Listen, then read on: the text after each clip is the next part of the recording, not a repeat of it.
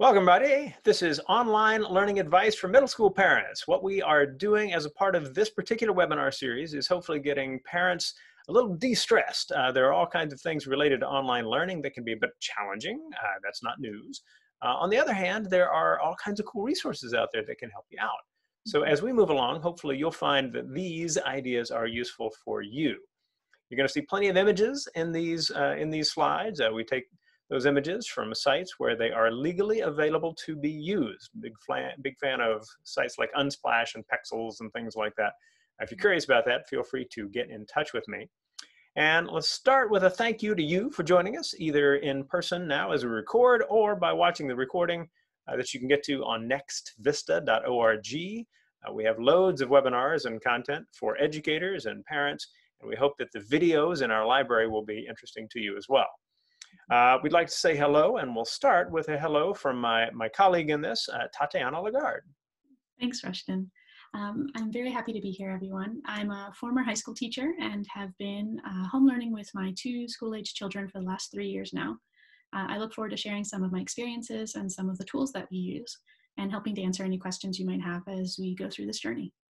Thank you. Cool. My name is Rushton Hurley, and that is me in a decidedly less shaven state at a time when cruises seem like a better idea. Let's just say that. And that's the love of my life, Tabitha. Just so you know, Baltic behind us, cool stuff. But I am a former teacher. I was a high school teacher of Japanese language, a middle school teacher of video production, taught some college level material, and then I started Next Vista for Learning. Actually, then I became a principal. Did I say that? Principal of an online high school, and then I started Next Vista for Learning, a nonprofit dedicated to building a library of videos by and for teachers and students everywhere. It's all free. I hope you'll give the offerings at nextvista.org a look. So a little bit about how we're going to do this. We have this particular webinar divided into 3 segments. We're going to give some introductory material that we hope will set a nice frame for what we're doing. We'll answer some questions that have come in over the last couple of weeks. If you are taking part in the recording today, you can toss questions into the chat, and we will try to get to those as well. If not, after we finish the recording, we'll keep talking to you, although we're going to try to keep to about 30 minutes. Their last section will be some resources that we think might be valuable for you, and we'll take some time to kind of show what they're about as well. So, in jumping into this, what we want to do to begin with is just share some material that hopefully will set that nice frame. So we are going to set this up so that we can get you going, and I want to hit 5 points, and then I'll pass it on to Tatiana for some ideas as well.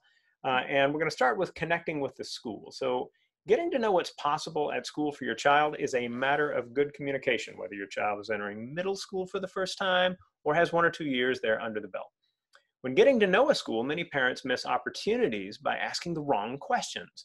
They might ask a counselor or a school leader, who are the best teachers? And you'll almost never get a useful answer to that question. If you ask, what are the really strong programs and activities, though, you'll learn a lot about a school. What? You've got a video production team? Wow. Will my child be able to get involved in that? That can move you in a far better direction in terms of knowing what's going to be exciting for your kid, and to go from being worried about what's coming up to being hopeful that they're going to be having a wonderful time once they get to school. Now, also know that communicating patiently and respectfully will typically get you a lot farther than being combative. A parent can advocate for a child without threatening a lawsuit, and if you're hoping for people to volunteer interesting pieces of information, working with them rather than making them feel you're playing a game of gotcha will make a difference. Finally, know that there is typically a PTA, a parent-teacher association.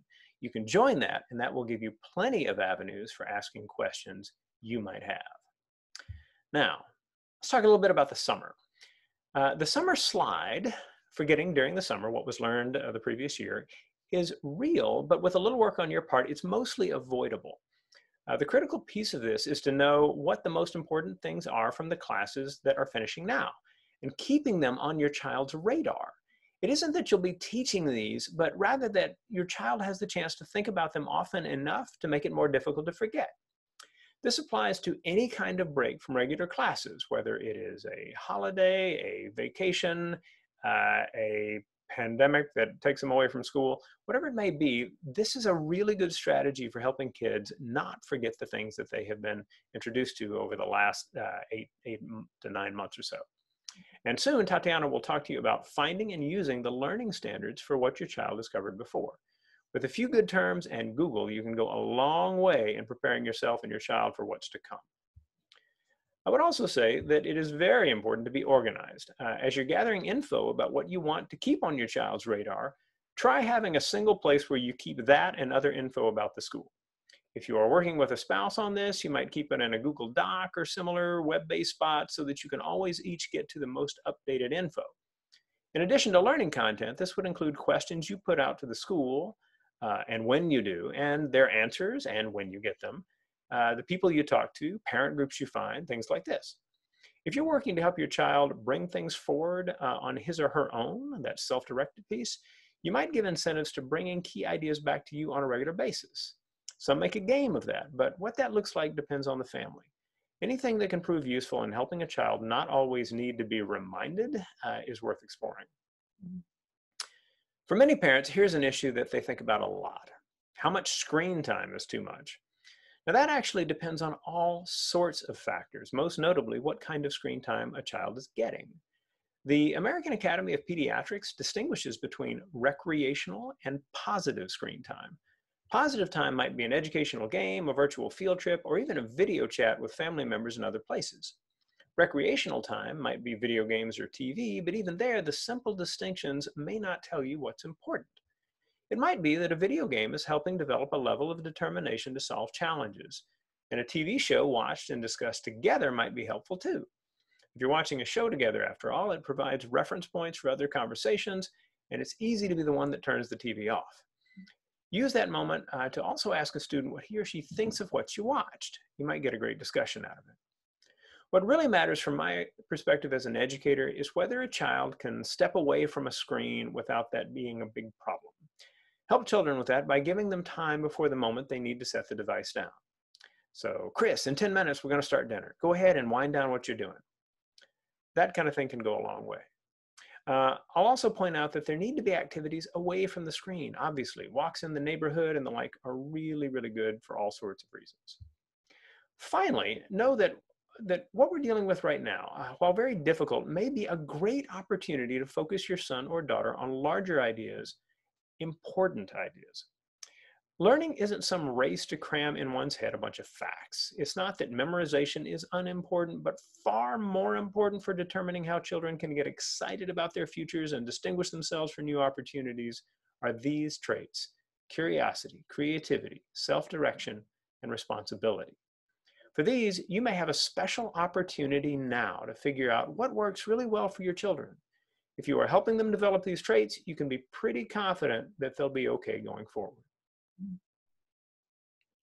Well, Rushton, thank you so much.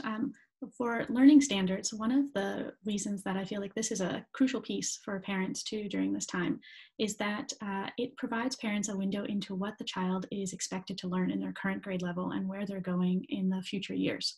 So parents right now may say, okay, I have a sixth grader who's in math. What do they need to know? Well, one thing about the learning standards is how do you find them? You can easily Google your state or your province's name and learning standards into Google and come up with a whole set of information from the Department of Education or Ministry of Education for your locale. Once you're in that, you can drill down into your child's grade level and the subject that you're interested in seeing where they are currently. So you can go into this document. If you have trouble finding this online, you can always ask your school and or your student's current teacher. When you go through this, I've pulled up 3 examples to show you how they look. The first one is the state of Oregon. So for the state of Oregon, we chose randomly the grade 8 learning standards for language arts. This is what the website looks like, and you drill down into a PDF, which is called the grade 8 crosswalk. It's a long document, but basically every line gives just an idea that needs to be met during the school year. So we just chose this one at random, determine a theme or central idea of a text, analyze it, and look at its relationship to characters, setting, and plot. With this knowledge, if you have a grade 8 student or entering into grade 8 next year student, you can say, okay, during the summer, to keep ideas sort of percolating and to not allow things to sort of stagnate, I'm going to look at this and see how we can do this in our daily lives. Maybe there's a book we can read together and we can talk about the characters or setting or plot. or even a show that we watch together, we can look at character development and discuss some ideas that pertain to this learning standard so we can keep things fresh. Another learning standard I wanted to just mention as a counterexample is New Jersey. New Jersey grade 6 math.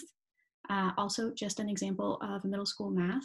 In this one, New Jersey puts examples for parents in their learning standard. So they discuss the learning standard, then they give some parent examples, which I thought was really useful. So in grade 6 in New Jersey in math, the concept of ratios is one of the expected topics that you would cover. In this document, you'll see how to discuss this with your students. So it even says, this recipe has a ratio of 3 cups of flour to 4 cups of sugar. So there is a 3 to 4 cup of flour there's a 3/4 cup of flour for each cup of sugar. Allows you to make an example at home, gives you an idea of how you can incorporate the idea of ratios into your daily life if you're trying to keep this current in your child's mind. As a last example, I wanted to give you the learning standards from my home province, which is British Columbia, for a grade 8 student in language arts. In this one, just to give you a different way to look at it visually, British Columbia has a big ideas section. This can be really helpful for parents too, because you can see 5 big ideas and look at them and say, okay, if we are exploring stories and other texts to help us understand ourselves and make connections to others in the world, and we're trying to keep this constant or in our child's top of mind, we can look for ways to do that. But I thought it was helpful also to see how the states and provinces differ. But the main idea here is just knowing the learning standards for the current year allows you to see where your child is and how much they have completed during this year of what was expected. Knowing what is coming up in the next year allows you to place a few topics over the course of the summer or any breaks that we may have to keep ideas percolating, as Rushton said. And a final thought is the Google Doc that Rushton mentioned for organization is a great place to put the learning standards so that you can keep this list fresh in your mind too. Great info. And it's also useful to think in terms of these different states and provinces. If you don't like what you see at your state, feel free to look at some of the others. You might find that the examples from New Jersey or the kinds of things that are laid out in the Texas Essential Knowledge and Skills might be just perfect for understanding the things you want to share. And remember, you're not teaching these things. The idea is to just keep them on your kids' radar. So that can be a really, really good move. So that was the first section of our little webinar. The next section has to do with some questions that hopefully will mirror the things that you might be working with. If you have questions, feel free to add them to the chat as we go as well. Mm-hmm. And Rushton, let me ask you for this question that came up from some of our people that we polled. The question is, next year is my child's first year in middle school. How do I deal with transition if everything is online? Yeah, transition is a good word to work with on this front, right? There's a transition to a different kind of school, as well as a transition to more self-direction for your child with his or her learning. For the first piece, it may be that the teachers at your child's elementary develop some kind of rotational model to help kids get used to the idea of moving from one class to another, rather than being in the same classroom all day. If so, great. If not, find out from the middle school when they'll settle on each child's schedule. That may well be in August, but even if it's just a week before school starts, use that time to memorize the class times and teachers' names together. For more self-direction, you might try giving children choices about how to spend time. And like we talked about before, how to keep content on their radars. With this too, creating a game works well for some children. Imagine this with chores. If a child has 3 chores, for example, you can leave it in the child's hands to try and do at least one before lunch each day without having to be reminded. If you like, doing so can earn points or progress towards the next belt on the way to being a handles things on one's own black belt. This may sound odd when what you want is intrinsic motivation, but developing habits in a system that the child accepts may be a nice first step. More generally, does the school have a way to connect families during the summer so students will know others in their classes once classes start again? Recognizing other students and knowing some names certainly ease the transition to a new school. This is true whether students will see each other on campus or in Zoom. You might also ask if there are clubs with especially positive approaches to including everyone. Service clubs where the students help out in local animal shelters, elderly care facilities, and the like can be great for this. Mm-hmm. Excellent, Rushton. We have another question coming up that came from our poll, which is, my child is learning Spanish and I don't know the language. How can I help her? So language is a good example of something that's very important. Understand that this is part of an important transition for you. When a child's in first grade, you probably know everything they learn. Senior year of high school, not so much.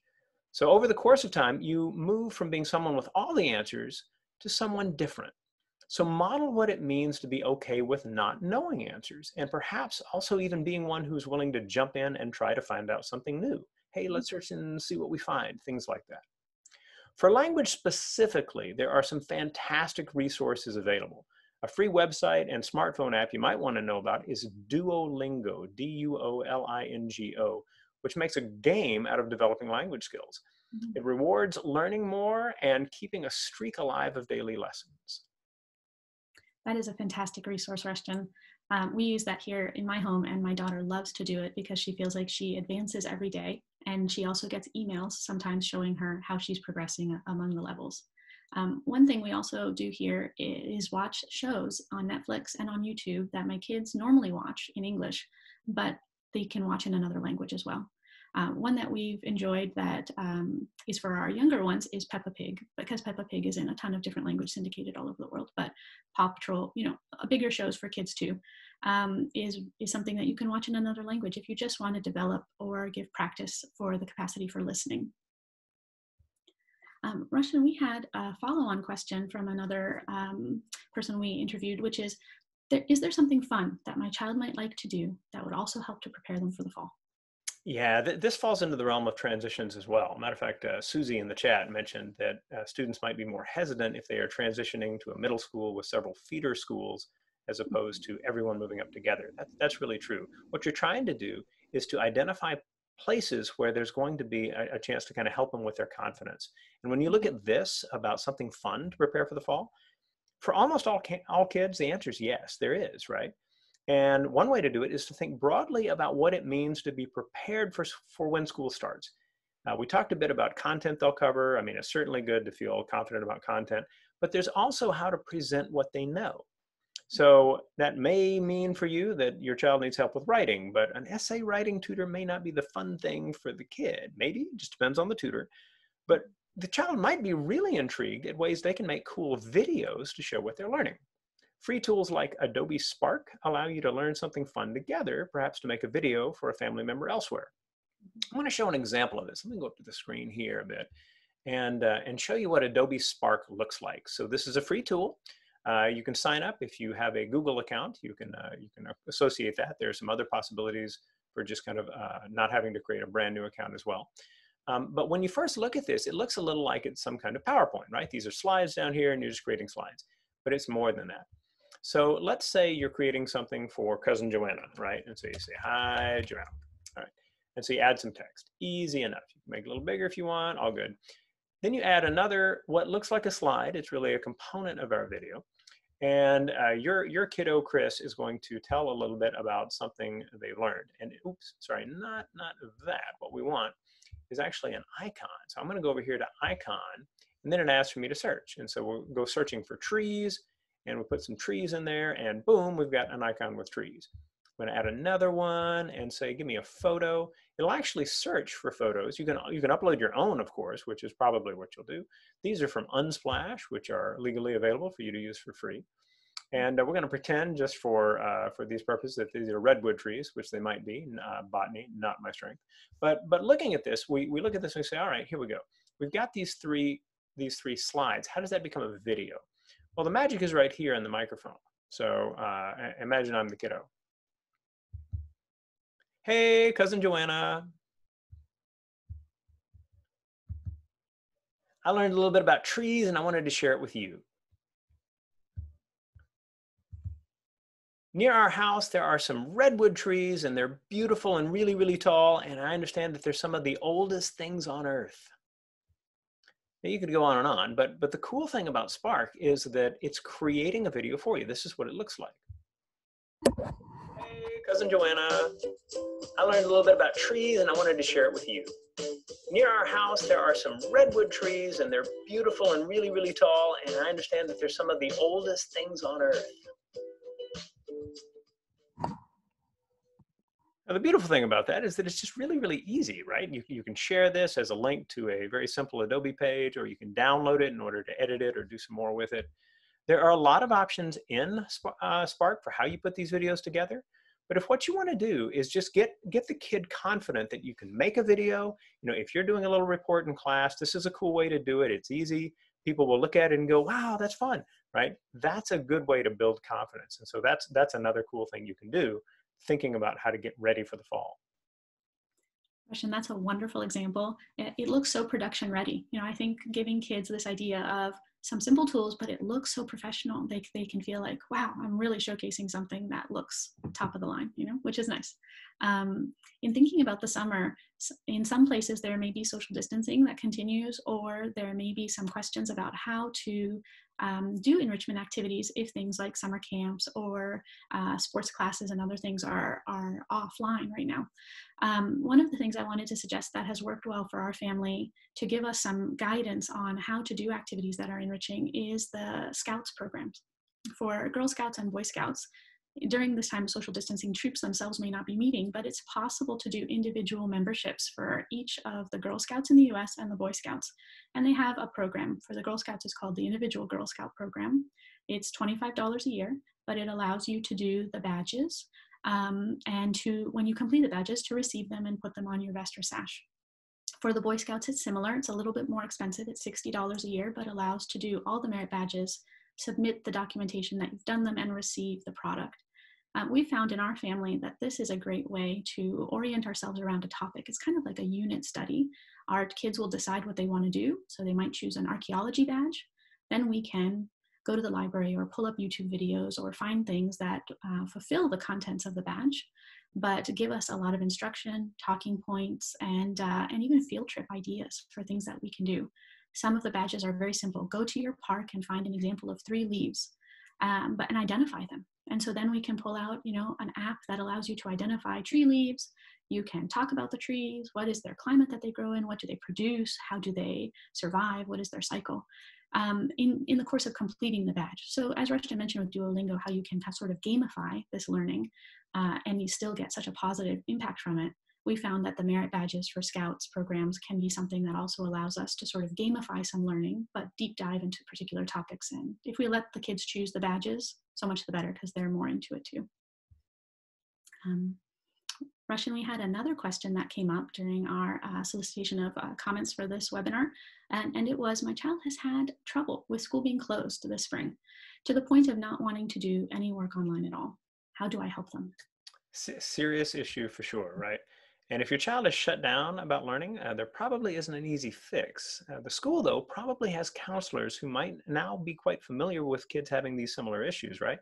So contact them to see if they can either help directly or point you to someone they work with.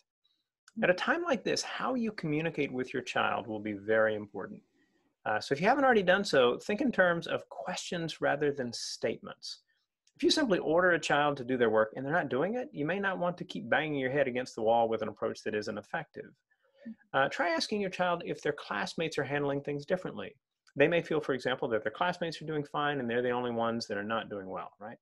So you could ask if something's changed relative to a time some weeks ago when they were not having major issues, right? That might tease out a thought that will be important for the teacher or the counselor you're working with if you connect with one. One of the things I learned early on as a teacher is that questions often get you farther than statements. So if the issue seems to be, though, a lack of academics confidence generally, you might ask them questions about things they've learned in previous years, things that they remember. This can remind them that they aren't failures, they've learned things before, and sometimes it's a little harder to keep focused. If you feel similarly about being focused on your own work, you might even tell them. It could be helpful for them to know you're feeling the same kind of thing, but knowing it's important to everyone, you keep at it, and that you hope that you're doing well enough to make your child proud. That's wonderful advice, Rushton. My son has had a little bit of trouble in this area this spring as well. And one of the things that we discovered in talking with him is that the learning platform that we've been using was a little intimidating to him. He was a little unsure how to use Zoom when the teacher was in gallery view with all of his classmates all around him, and how to engage the teacher. So there was a bit of a learning curve where the teacher was trying to respond to students by placing their hands up, but doing an all mute function so that there wasn't chaos in the noise was something that was hard for him. He felt a little bit unseen. So we ended up just communicating with his teacher about that. And she offered for all the kids in the class, anybody who felt a little bit uncomfortable or unsure, to engage her for one-on-one Zoom meetings so that they could kind of have that personal attention, and then the whole class to kind of see if that would help. Because I think that you're right, Rushton, it can be academic confidence, it can be a new learning platform, it can be a little bit difficult, it can be some social issues that come up with learning online. It's great to ask these open-ended questions. Yeah. We have one more question. My kid's school has seemed to be doing a pretty bad job of online learning this spring. Should we change schools? Another tough one. You should always do what you feel is best for your child. The trick is knowing what it is that's best, of course.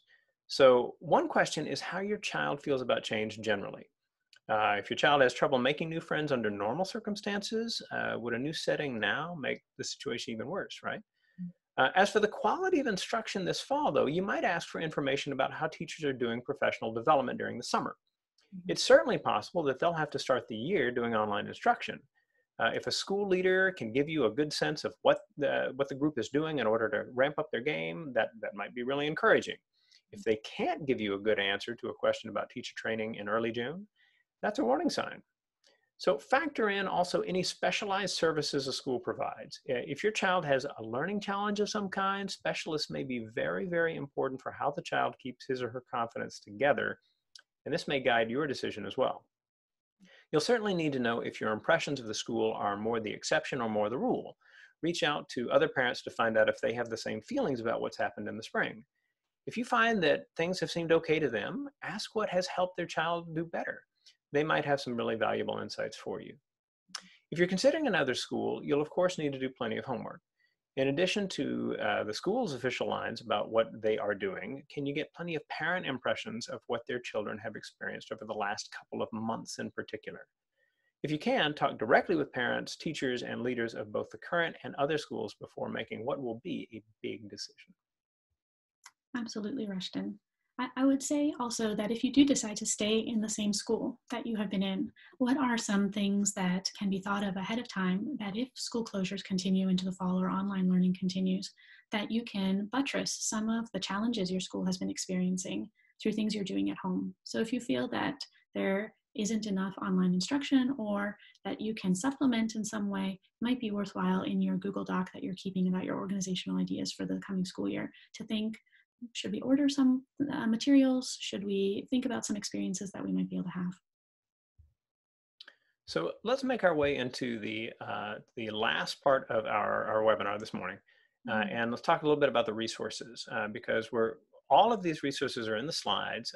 After we finish this and process the recording, I'll send you an email with a link to get back to where the recording is and where these slides are so that you can get to everything we mentioned. You see these things are underlined, they're links, you can get back to them. So there are some promising ones we've brought up as we go. We have all of the learning standards that Tatiana mentioned before, the links to the individual Girl Scouts and the Lone Scout for boys. And then I've got one in there for the parents as well, although you can share it with children once you find the ones you like. Stories of Inspiration. This is a site on my nonprofit's website with loads and loads of really cool videos about different people around the world and stories. If your child loves this or that, you might find, hip hop, Dancing While Deaf might be particularly interesting. There's a lot of different possibilities in these videos, and they might do a lot to help you kind of relieve some stress as well. I've also got some things here from some nice resources that are out there. Wide Open School is one from Common Sense Media. They've got loads of good material about all kinds of things. You see subject specific stuff, life skills, and even virtual field trips, which is pretty darn cool. Google Maps Treks is one of my favorite as well. So this is one where it has about 24 spots around the world. And what they've done is they've put together these spaces that you can go explore wherever the little pins might be. And so if you want to find out a little bit about the Scandinavia part of Miniature Wonderland in Hamburg, Germany, you might give that a look. And in doing that, you can say, oh, okay, well, what does the early summer train ride look like? These are all models, right? They're scale models. They're huge, and it's just an amazing place to visit. You can go around and see what you see as you go. Adobe Spark, which I mentioned, is a wonderful one. I also have Book Creator there. This is a tool for creating digital books that you can make your way through. You can add text, you can add video, images, links, and you can even record your voice into them as you will, as you as well. And that allows you to be able to put together some pretty cool, stories where you can hear a kid's voice, you can see the kid speaking to a camera. There's a lot of possibilities with Book Creator. These are free tools and really nice. Finally, I would zero you in on YouTube, because if you want to learn anything, YouTube is your friend, right? So, so I did a search here, for example, on Adobe Spark Video Tutorial. There's your magic word, a tutorial, and I added 2020 in there. And so when first thing that came up were a number of ads. That's fine. But then you look down and you say, okay, well, which one of these should I pick? Well, the first one is 27 minutes long. The next is a playlist of ones. Then there's a 24-minute one. But then we get into some down here that's like, oh, okay, 4.5 minutes, a little under 6 minutes, 6.5 minutes. And so you could watch all three of these in the time it takes to watch one of the ones above it and just get a sense. And if you really like what you see, you might click on the name of the person who did it. This is Richard Byrne. This is a buddy of mine. We actually do a webinar together every Friday. And if you go to his page, it'll look like this. So all kinds of materials about stuff he's created. If you click on playlists, you'll find that he has made tutorials about loads and loads of stuff. So things like Google tutorials and Google Maps and Earth and Google Meet and Flipgrid and all of these kind of wonderful little quick explanations that he's put together. So find somebody who explains things really well for you and go with it. And finally, Next Vista for Learning is a site with that I put together for teachers and students everywhere. We've got over 2,700 videos on that site. We hope you'll give that a look. And going forward and winding things down, let me just say that what we build on our site with academic videos and videos about communities and service and careers and even learning English are there for you to take in and to share, and hopefully will be valuable to you. Our newsletter is one that you might get into, because there's loads of freebies, stuff that you would want to watch or read or try, along with the cool things that we put out there as well. All right, Tatiana. Thanks, Rushton. I wanted to just say to anyone who's watching or participating today that this is a time of transition for all of us, both with the pandemic this spring and the transition to online learning. But in general, for parents of middle schoolers, it's a time of transition in almost every year of middle school. So I would say to be as compassionate with yourselves and your children as possible, and to look at this time as an opportunity to learn things in new ways, to learn things together, and explore some new topics, which can be really unifying as a family and exciting for everyone. And I want to thank you for joining us today. I hope that if you have any questions, you will ping us. For me, email rh@nextvista.org. I answer every email I get eventually. There's the video library there, writing that I've done, books and a blog, the newsletter link as well, and a tiny URL for all of our webinars. We've had some cool things come in via the chat, which we'll talk about with the group after we finish the recording. But I do want to keep as close to that 30 minutes as possible. So with that, I want to thank everybody for joining in. I hope that you got something out of this. Feel free to let us know what you think. Send us thoughts, like ways to improve what we do, all that kind of thing. And we hope that you will find that what you find on the nextvista.org site is valuable to you and your child.